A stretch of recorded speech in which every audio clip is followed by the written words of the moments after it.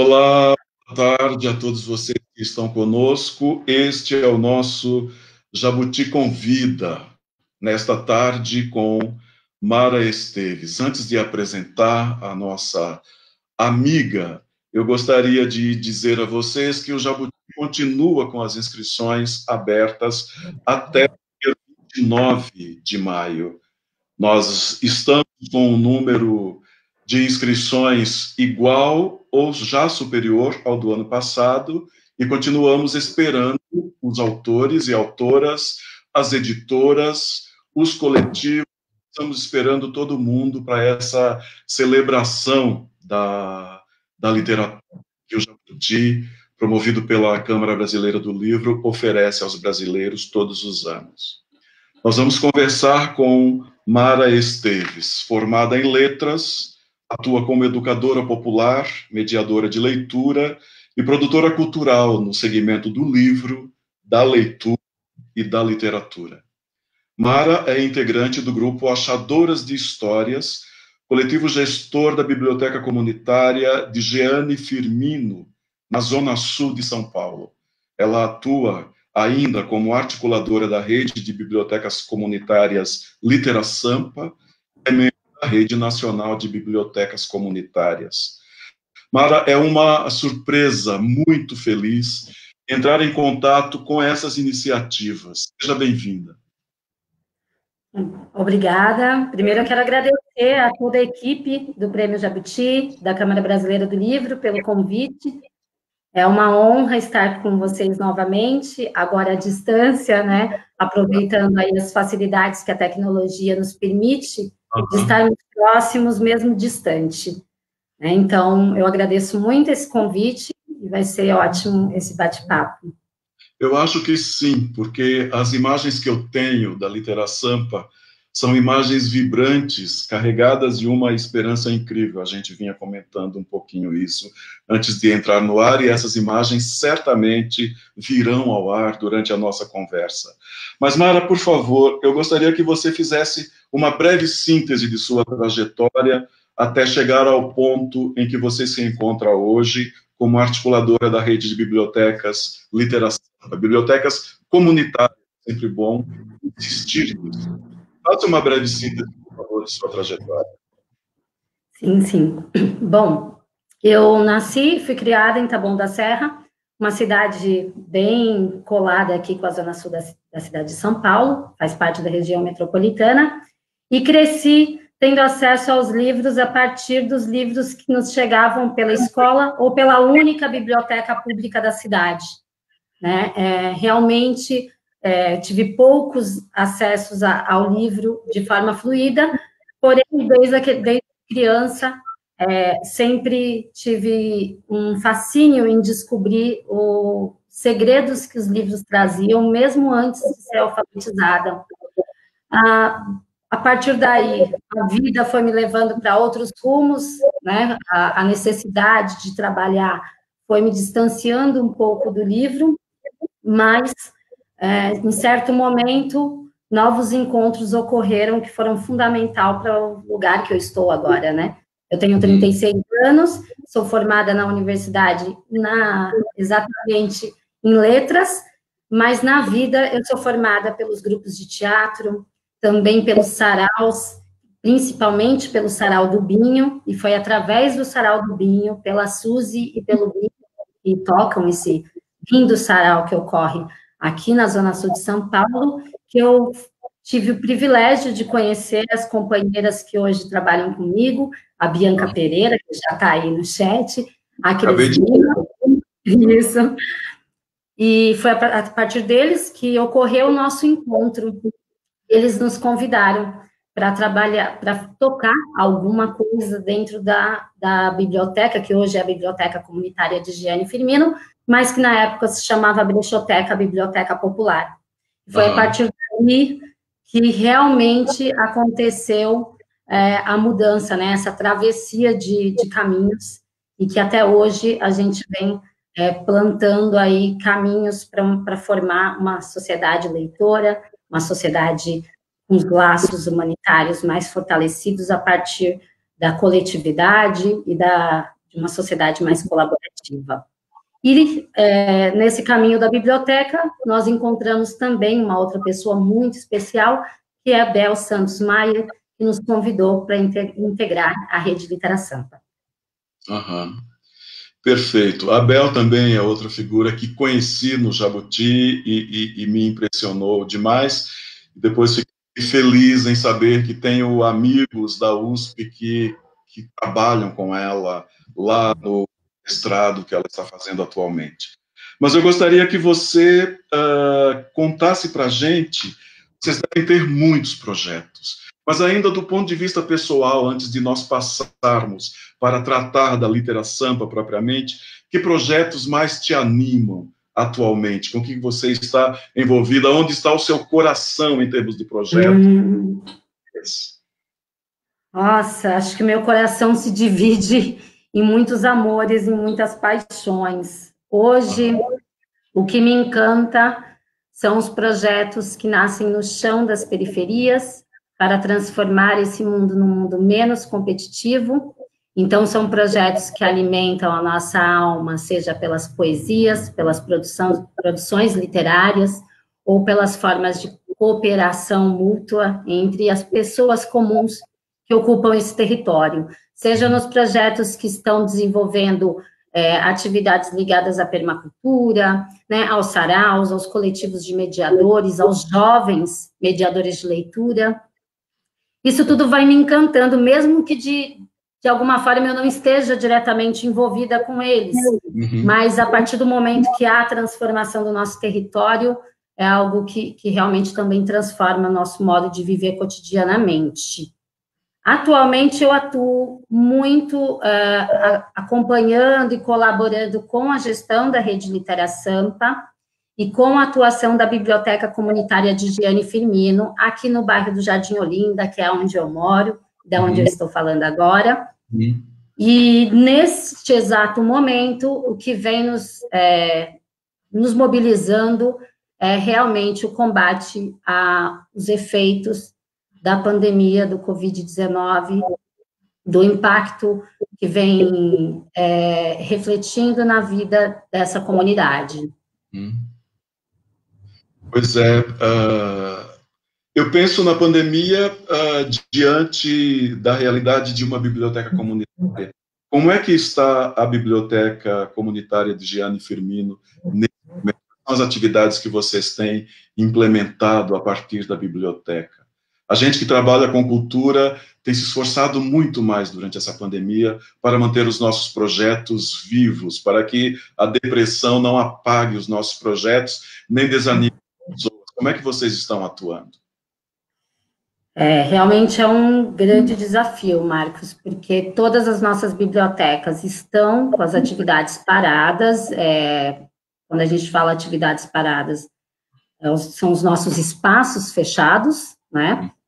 Porém, a gente vem tentando ou transmutando formas de estar presente com os leitores e com as pessoas, não só dessa comunidade, ou que se conectam com a gente.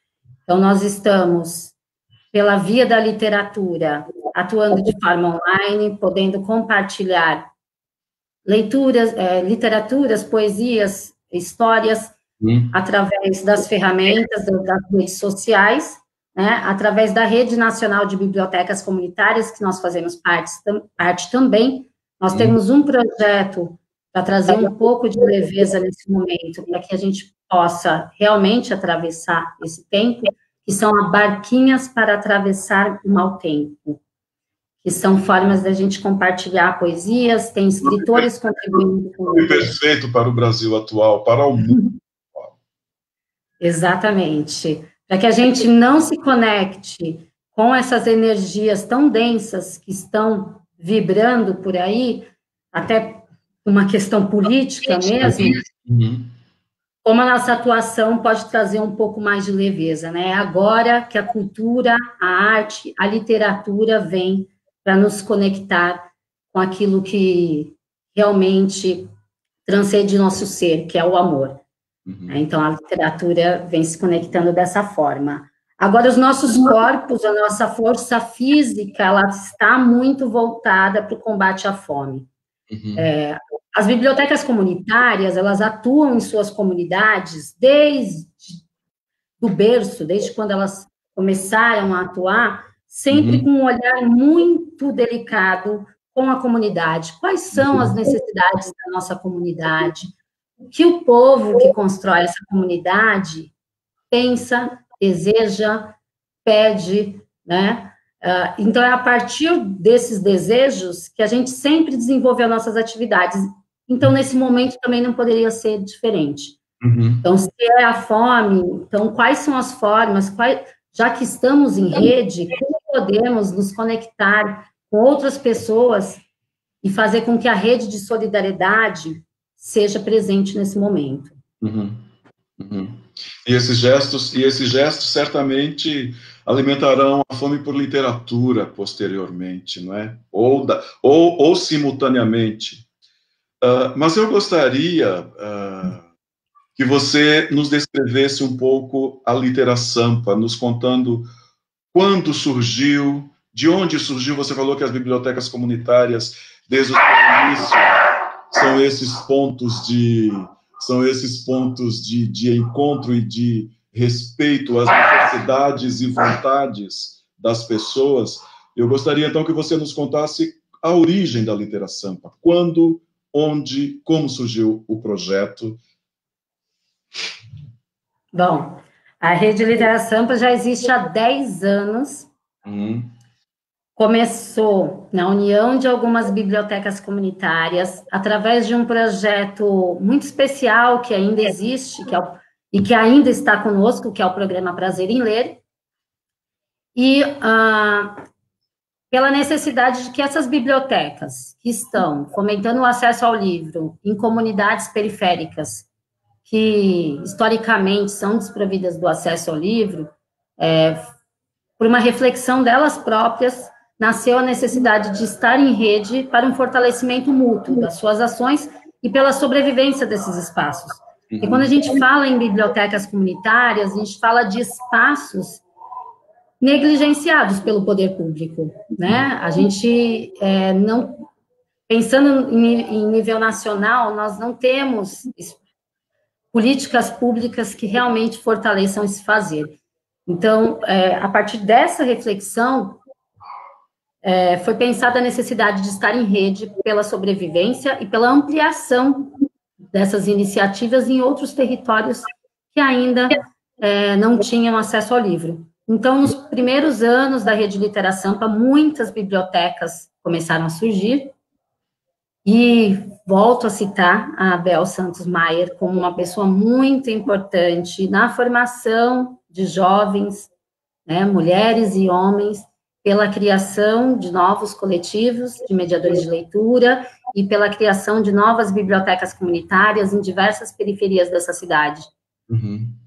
E a partir daí a gente vem reconhecendo novos espaços de acesso à leitura, fortalecendo fazeres, trocando tecnologias sociais, se conectando em rede com outras entidades, outras entidades e coletivos culturais, para o fortalecimento e para a garantia do acesso ao direito humano à leitura.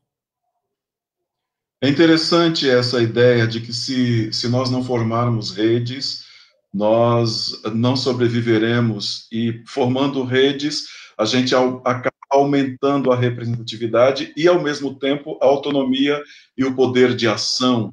Eu estou correto pensando isso? Está. Bom, eu compactuo desse pensamento. Nesse momento, acho que é um momento... Eu não sei se é um momento de pausa exatamente, mas eu acho que é um grande momento de reflexão para a gente fazer essa roda girar. A gente vem há muitos anos refletindo como o sistema hierarquizado e capitalista não está funcionando.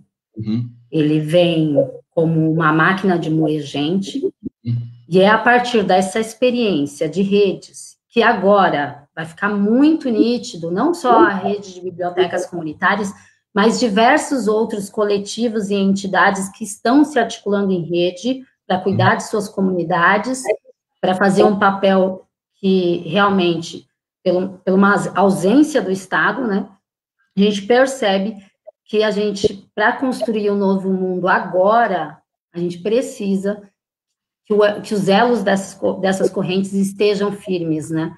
E que a gente pense numa sociedade mais colaborativa, mais humanitária, né? Que deixe de ser tão competitiva e individualista. Perfeito. Eu penso até que o que você diz a respeito das bibliotecas comunitárias se aplica muito perfeitamente até as bibliotecas escolares, que são absolutamente abandonadas quando a gente pensa em poder público. Os acervos são absolutamente anacrônicos, os recursos não existem, então nós temos um desprezo absoluto pelo aparelho cultural chamado biblioteca. Então, eu gostaria de perguntar, diante disso, se quando nós pensamos na rede de bibliotecas comunitárias Litera Sampa, nós estamos falando de um projeto para a cultura paulistana, de um projeto para a cultura paulista, ou de um projeto para a cultura brasileira. Não quero ser tão despretensiosa, mas acredito que seja para a humanidade em geral. Eu devia ter continuado a pergunta perguntando se para a cultura universal. Acho que sim, acho que para a cultura universal. Uma vez que bibliotecas são territórios livres para o pensamento, não é? Exatamente. Primeiro, pela sua função social, né? O acesso ao livro, a biblioteca, o templo biblioteca, mas também a questão da articulação em rede de espaços de acolhimento, né? Porque quando a gente fala biblioteca nos moldes das bibliotecas comunitárias, nós falamos de espaços de convivência comunitária, de acolhimento, de amores e de dores também. Pensando que elas são de territórios periféricos, a sua grande maioria, a gente lida com os amores e com os dissabores. Mas quando a gente fala em articulação de rede e a gente fala de transpor um novo mundo, a gente não tem barreiras, não tem fronteiras. A rede Litera Sampa em si, ela atua aí especificamente nos territórios da cidade de São Paulo, Mauá e Guarulhos, porém, ela está articulada nacionalmente com a Rede Nacional de Bibliotecas Comunitárias, que nada mais é do que a união dessas redes que estão em municípios e estados, e nós ainda nos articulamos com outras redes em outros países, como é o caso da Rebipoa, na Colômbia, e também com a Conabip, na Argentina, e não tem limites. Se aparecer mais uma rede em outros continentes, estamos em diálogo sempre e trocando e criando caminhos para um fortalecimento mútuo. Muito bem. E nós estamos no nosso bloco dedicado à Litera Sampa. E você pode ampliar quanto quiser, mas eu vou perguntar agora, quais são as pessoas e as instituições que mantêm vivo esse projeto nas periferias paulistanas? Nossa, é muita gente. Bom, vamos lá. É hora de chamar a conversa. Boa. Bom, hoje a Rede Litera Sampa, ela possui 11 bibliotecas, entre elas uma biblioteca comunitária escolar, onde a comunidade, os pais, os alunos participam da gestão dela. E aí eu vou agora citar nomes, que é importante realmente falar dessas pessoas que estão na linha de frente para tocar o trabalho dessas bibliotecas nesses territórios e fazer com que a roda dessa rede gire. Né? Então, eu gostaria que as pessoas que nos acompanham percebessem quais são as forças motrizes de um projeto como esse, tanto do ponto de vista de pessoas, quanto do ponto de vista de instituições que se agrupam em rede. Pode deixar. Bom, temos lá em Parelheiros a Biblioteca Caminhos da Leitura, que é gerido pelo IBEAC, e tem à sua frente a Bel, que eu já citei, a Val Rocha, o Bruninho Souza, a Kathleen Santos, a Sidneia Chagas e a Silvane Chagas, e entre outros jovens que eu não sei nem todos os nomes, porque são muitos jogos. Todos se sintam citados. Exatamente. Temos também o EJAC, com o Jair, a Ana, a Daiane. Tem também a nossa Biblioteca Comunitária de Giane Firmino, com a Maiara Leite, Michele Andrade, Alessandra Leite, Cris Lima, Bianca Pereira, além de mim. Temos lá na Zona Leste, Biblioteca Comunitária Solano Trindade, que é o coletivo de esquerda Força Ativa, que tem a Suilã do Vale na linha de frente, além de outras mulheres maravilhosas, e também uma rapaziada, o Nando e o Góis. Vamos lá, você não posso esquecer ninguém. Temos também a instituição Maria Flós Carmelli, que fica no centro da cidade, mas é interessante que a cidade de São Paulo, ela não tem periferia só nas bordas da cidade, não, a gente tem periferia no centro. Claro. Né? E no caso da Flós Carmelli, ela está ali no baixo do Glicério, que é uma região com diversos problemas sociais, com bastante questões, e essa instituição atua em várias frentes, não só com a biblioteca, e possui a sua biblioteca comunitária, que é a Cultura no Quintal. Na linha de frente tem lá a Sueli Stipe, tem a Renata também. Nós temos lá na outra parte da Zona Leste, Biblioteca Comunitária Ademir Santos, que é gerida pelo SEDECA Sapopemba, que é uma galera de muita luta, e tem a Stephanie Felício na linha de frente, temos a Nayara Pando também nessa linha de frente. Não posso esquecer ninguém, gente.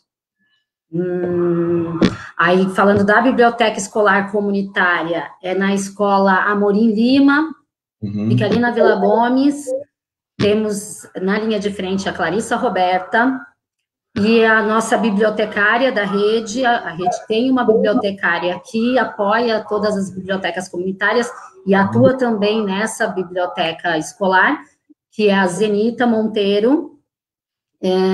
Vamos ver se eu não esqueço ninguém mesmo. Eu nem contei quantos que eu já falei. Se eu tivesse contado, eu não perdi essa conta.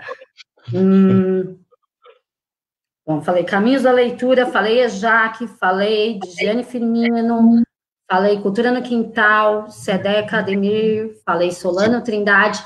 Agora temos Guarulhos e Mauá. Guarulhos, nós temos o Picadeiro da Leitura, que fica dentro do Instituto Criança Cidadã. Linha de frente, nosso querido Cido Cruz, nossa querida Silvana Lacerda, que está por aí, que eu vi aqui no chat. Em Mauá, nós temos o CCDL, Centro de Cultura Dona Leonor, com a sua biblioteca, que também é um terreiro do samba, e que na linha de frente tem Danilo Ramos, Bruno Will e o Mabu Reis. E temos também a biblioteca Mundo dos Livros, que na linha de frente tem a Natália e a Rosa Milagre. Estou esquecendo alguém. Você conseguiu contar, Marcos, quantas bibliotecas? Não, acabei não contando aqui, porque eu estou pensando em insistir com as pessoas que estão vendo como é necessário pensar sempre em rede. Sem rede, é impossível pensar num projeto desses, pensando na vida dele como uma vida que dê resultados para essas comunidades. Eu me lembro de ter visto Abel Santos dizer em algum lugar que o projeto, a intenção do projeto em Parelheiros é fazer com que Parelheiros seja um lugar para nascer em 2030. Então, esses projetos têm de ser sempre feitos a partir de redes, com articulação de pessoas e de instituições. Eu te pedi para enumerar com essa intenção de ressaltar esse fato tão necessário de se levar em conta.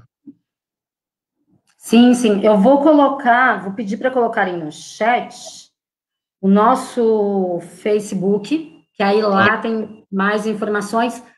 O site da Rede Nacional de Bibliotecas Comunitárias já foi colocado no chat também, e lá você dá para contactar não só as nossas bibliotecas da Rede Litera Sampa, mas as redes de outros estados também. Eu entrei lá uma ação que a Rede Nacional está fazendo na Biblioteca do Coque, em Recife. E eu fiquei encantado. Eu sou de Pernambuco e sei das necessidades que nós temos por lá. Mas eu me lembro, Mara, quem não foi citado, por favor, não se sinta excluído, nós temos a pressão do tempo. Eu me lembro da presença na cerimônia do Jabuti em 2019, com todas aquelas mensagens em cartazetes que eles levavam. E a mensagem dizia: a periferia lê. E para mim foi uma imagem de encher os olhos. Daquela cena me veio uma pergunta que eu queria que você respondesse. Quais são as periferias que leem? Quais periferias estão lendo no Brasil atualmente? Sabemos que as periferias são disputadas por muitas forças. Então, quais são as periferias que estão dando ouvido a esse chamado da leitura? Olha, são muitas periferias no Brasil que lê. Embora elas não estampem as capas dos jornais por esse motivo, e nem os canais de televisão. Infelizmente, as belezas que surgem e que permeiam as nossas periferias não estão nestes lugares. Somente aquilo que a gente não gostaria que existissem nas nossas periferias. Então, as periferias que não lê são as que ainda não possuem bibliotecas comunitárias, porque bibliotecas públicas realmente é bem escasso nas periferias, né? Mas as periferias que possuem bibliotecas comunitárias, saraus, coletivos culturais, né, que fomentam o acesso ao livro e à leitura, essas são as periferias que não só lê, mas também produzem a sua própria literatura. Isso é verdade. E eu lembro um evento, certamente promovido pela Litera Sampa, foi a conversa do Mia Couto. Eu não me recordo em qual biblioteca essa conversa foi feita. E isso me deu tempo para fazer mais uma pergunta a você, antes de dar espaço a perguntas que já nos chegam do nosso bate-papo. Quais são as leituras que a Periferia Leitura seleciona no vasto universo de gêneros e de textos possíveis? Por onde é que vocês caminham na escuta dos anseios leitores dessas comunidades e também no oferecimento, na orientação para textos e gêneros? Bom, essa literatura é uma literatura muito diversa, porque os leitores que acessam as nossas bibliotecas comunitárias, às vezes eles entram na nossa biblioteca através do acesso a um livro de algum escritor mais famoso, de um livro de autoajuda, às vezes até um livro num contexto mais religioso. Mas a partir do momento que essa biblioteca acolhe esse leitor, ou esse possível leitor, aí ampliam as possibilidades, porque a questão maior é como que o acervo dessas bibliotecas é composto, né? Porque é a partir da composição desse acervo é que ele permite com que esse cardápio de leituras seja algo diverso e mais aproximado com as características e com os desejos das pessoas. Porque às vezes a gente quer ler, mas ainda não sabe o que exatamente a gente quer ler. Sim. E aí vai por uma indicação de que alguém te passou, ou que você viu, ou que você imaginou que fosse interessante, mas quando você se encontra uma mulher, por exemplo, uma mulher negra e periférica, encontra um livro da Conceição Evaristo e consegue ler um conto dela e percebe que aquele conto, ele fala com a sua realidade, no seu cotidiano, aí abre-se essas fronteiras, né? Então, hoje, a periferia, ela lê a diversidade da literatura, não só brasileira, mas internacional. Ela lê a partir dos seus desejos, dos seus incômodos, a partir da necessidade de se encontrar e de se perder na literatura. Eu acho muito interessante essa ideia de se encontrar e de se perder. Fala um pouco mais disso, por favor. Isso é muito importante. Quando a gente é morador da periferia, a gente passa a vida inteira escutando que a gente está predestinado a ser algumas coisas, né?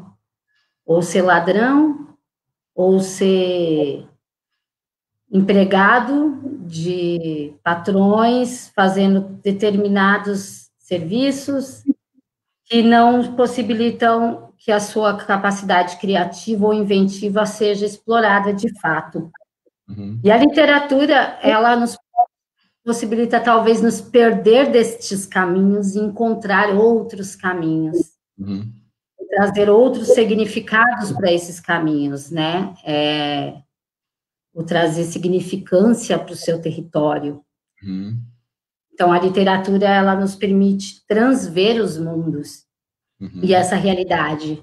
Quando a gente escuta que a periferia é feia, é suja, né, todas as questões negativas, e a literatura consegue com que você olhe para si, se perca destas narrativas e encontre narrativas que realmente te acolhem, o que faça você transformar essa realidade, seja objetivamente ou subjetivamente.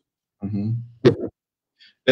Outra coisa que é muito presente no seu discurso, e que mais que seu discurso, na verdade, você constrói essa coisa de a leitura ter incidência sobre o território. Não é uma leitura escapista, ela tem como objetivo iluminar o território desses leitores nas periferias. Fala, por favor, um pouco disso também. Você está me tirando do meu roteiro, mas a culpa é toda sua.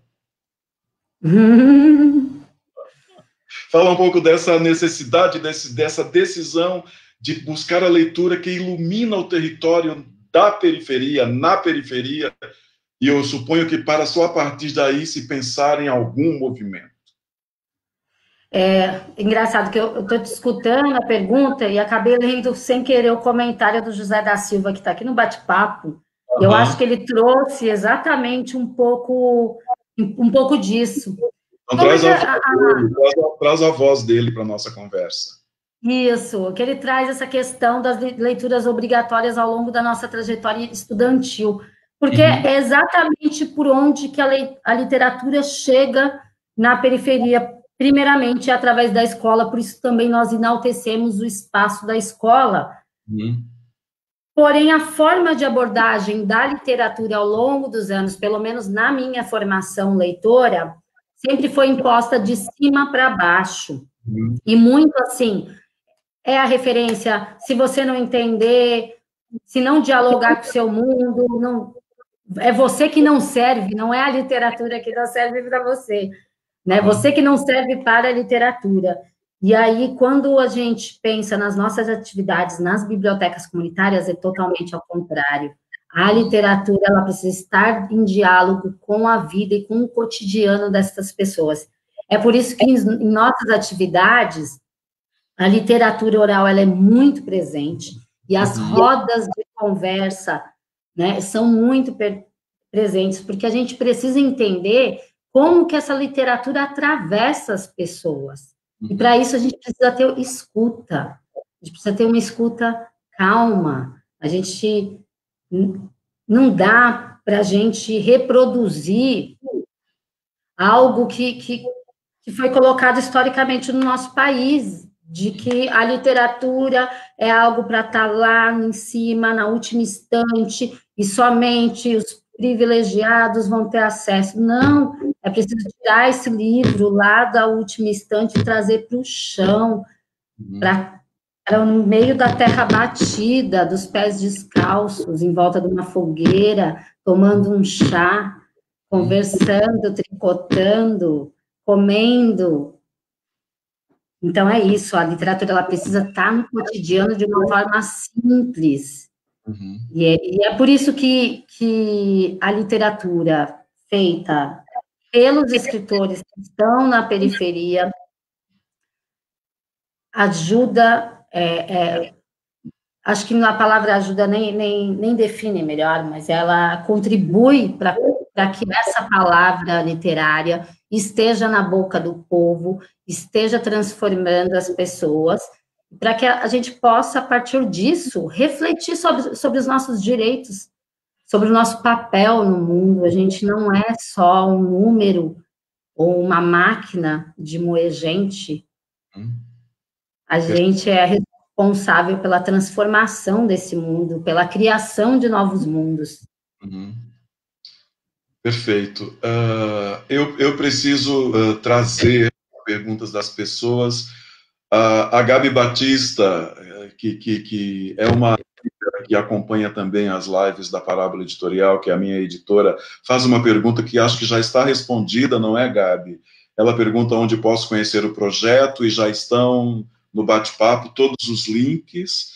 E a Maíra Garcia pergunta, como poeta, como posso colaborar com o seu projeto neste momento? Ouvi você falando, mas não consegui absorver a informação inteira. Ela quer saber como colaborar, a Maíra. Que bacana. Nesse momento, a gente vem pedindo para que todas e todos que possam colaborar conosco, acesse o link, tem um link da RNBC/Solidariedade na Pandemia.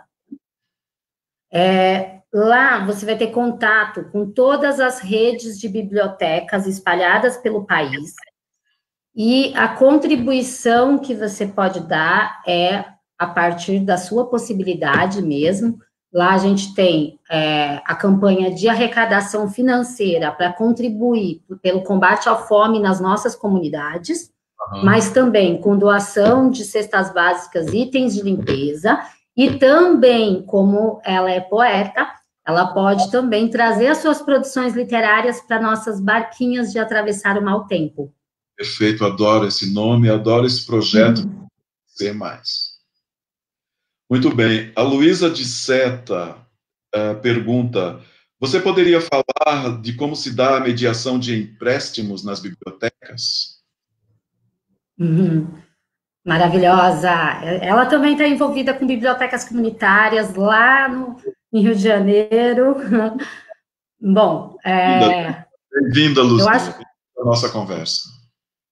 Agradecida pela pergunta, acho que é uma pergunta importante para a gente dizer que um dos fatores que afasta um pouco o acesso ao livro é a burocracia para os empréstimos em alguns espaços. Já as bibliotecas comunitárias, ela vem com o intuito de desburocratizar esse acesso, facilitar o acesso. Então, as bibliotecas comunitárias, elas não pedem um comprovante de residência, uma cópia de documento, não há essa necessidade. O que a gente precisa é de um telefone de contato para se manter em contato com os nossos leitores, né? Um nome, para a gente ter aí um histórico de leitura desse leitor, e basicamente é isso, né? Então, vai a partir das necessidades daquela comunidade mesmo. A intervenção do José Silva já foi comentada por você. A Patrícia Rosas comenta, a maior dificuldade do nosso projeto de leitura Desengaveta Meu Texto foi implementar bibliotecas nas escolas da periferia. Infelizmente, houve resistência institucional que desvalorizava esse espaço de leitura. E para você, qual foi a sua principal dificuldade? Olha, eu acho que a nossa maior dificuldade na verdade, é a mesma dificuldade que a Patrícia encontrou, que são políticas públicas efetivas de valorização dos espaços de acesso à leitura. Nós temos no Brasil, há 2 anos, instituída a Política Nacional de Leitura e Escrita, que até hoje não foi regulamentada. Nós temos, em São Paulo, o Plano Municipal do Livro, Leitura, Literatura e Bibliotecas, que tem o seu segundo conselho constituído, mas que ainda também enfrenta resistências para ter suas metas efetivadas. Eu acho que o maior desafio no Brasil é a gente levar o acesso ao livro como um direito fundamental de toda a sociedade. Isso é um compromisso entre todas as instâncias, pensando em governo federal, os estaduais, os municipais, para que a gente possa ter uma sociedade também comprometida na efetivação desse direito. Então, eu acho que esse é o maior desafio, porque a partir da ausência dessas políticas, as instituições, no caso também as instituições de ensino, esses espaços, ficam sem relação direta para efetivar esses direitos, né? A gente tem, sim, profissionais e instituições comprometidas, pensando formas em efetivar e incluir, né, ações e espaços de acesso ao livro e leitura, mas, historicamente, todas as atividades que são implementadas nesses espaços sofrem perseguições ou restrições por não ter as políticas que possam fortalecer essas ações e dar continuidade e ampliação. Temos mesmo essa questão de que educação, infelizmente, jamais chegou a nenhuma esfera de governo como necessidade básica para o país todo, né? Mas o Jair Borba pergunta quais deveriam ser as políticas públicas que deveriam ser valorizadas ou criadas para propiciar a manutenção e criação de bibliotecas comunitárias. Bom, nós tivemos por 10 anos o Plano Nacional do Livro Leitura, e esse plano, que foi um grande mestre que conseguiu mobilizar a sociedade, mobilizar instituições e governos para que a gente criasse o plano e pudesse criar, a partir daí, os planos municipais, que é o José Castilho Marques Neto, fez um excelente trabalho, uma pesquisa com outros países que estavam na linha de frente, né, na instituição dessas políticas. Porém, após a destituição da presidenta Dilma, a gente andou para trás nessas políticas. E aí a sociedade... Andamos todos para trás, todos. Exatamente. E são esses movimentos sociais, esses coletivos e essas redes que vêm ainda mantendo essa luta para efetivar o plano novamente, através da política nacional e através do plano municipal.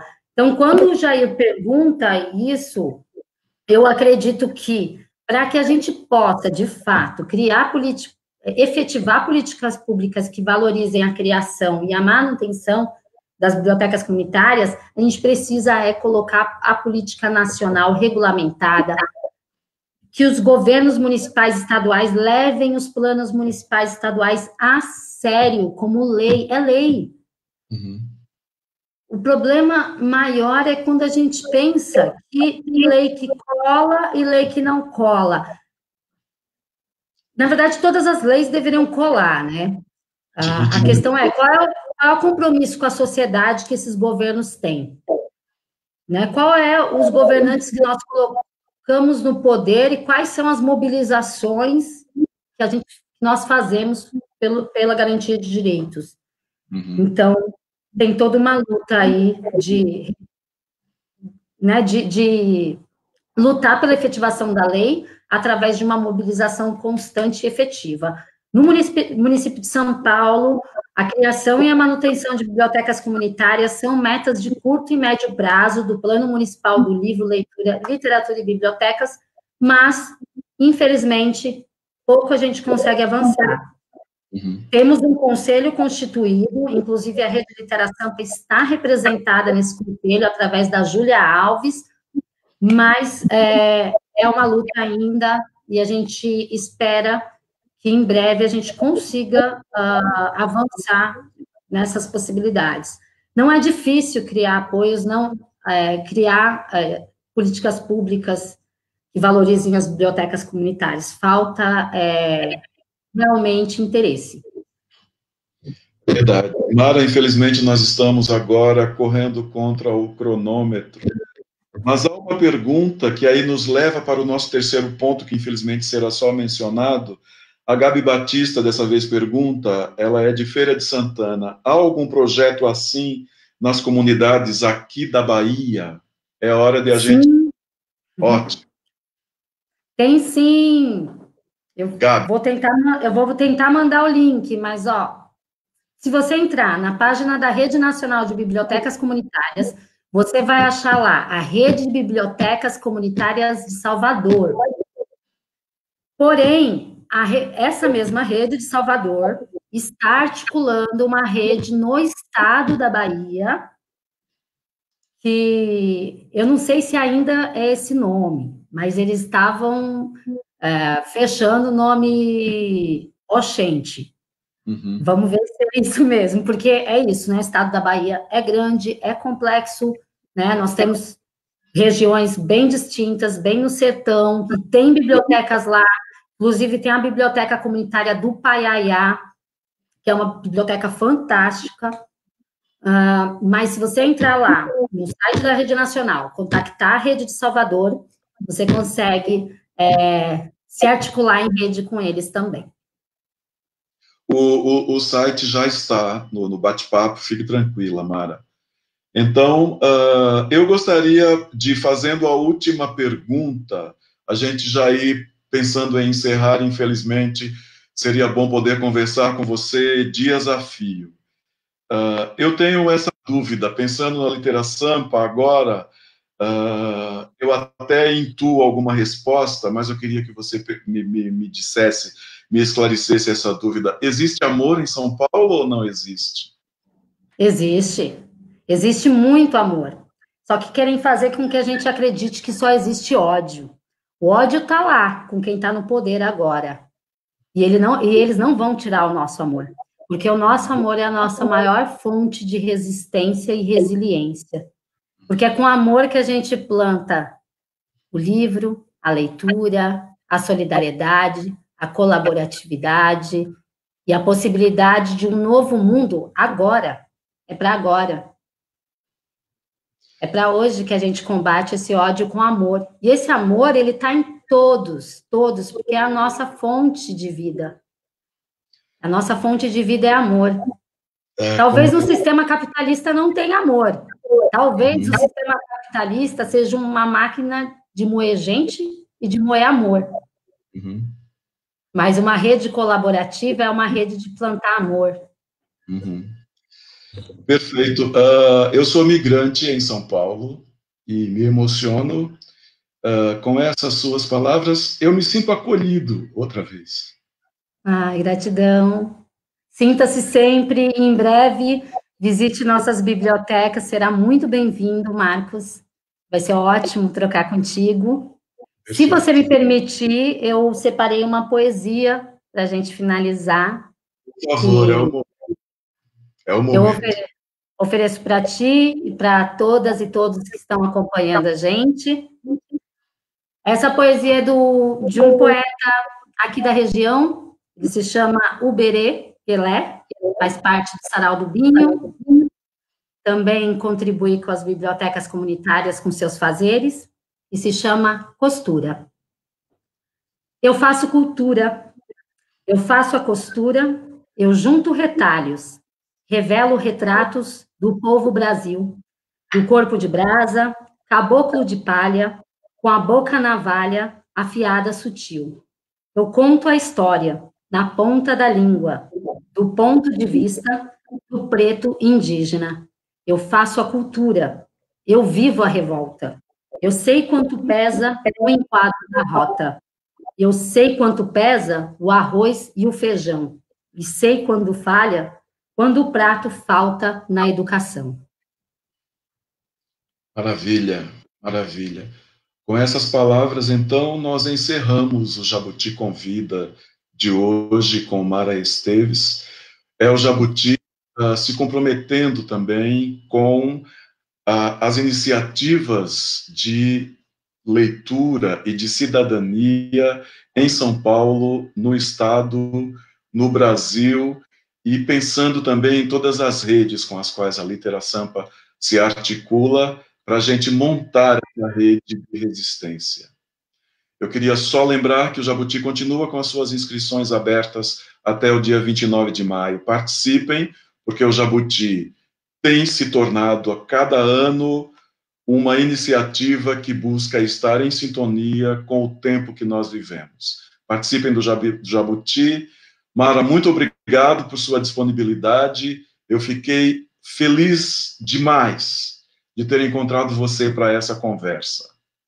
Eu que agradeço, Marcos, agradeço a ti, a todas e todos que compõem o time da Jabuti, da Câmara Brasileira do Livro.